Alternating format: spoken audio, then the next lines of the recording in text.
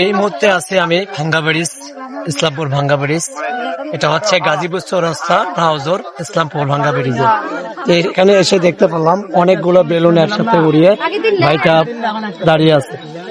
তো এই মুহূর্তে ভাইয়ের সাথে একটু জিজ্ঞেস করবো কত করে পার পিস এবং বেলুন গুলা কি কি বেলুন আছে। এখানে দেখতেছি আমি ডলফিন দেখা যাচ্ছে, তারপরে মানুষেরও হুডু পাটলু মোড়া দেখা যায়। ঠিক আছে, দেখেন কত রকমের এখানে বেলুন আছে, আপনার ঘুরে ঘুরে একটু দেখাচ্ছি। ঠিক আছে, আপনাদের কাছে কেমন লাগতেছে একটু জানাবেন। এই দেখেন বিভিন্ন ধরনের কিন্তু বেলুন আছে এখানে।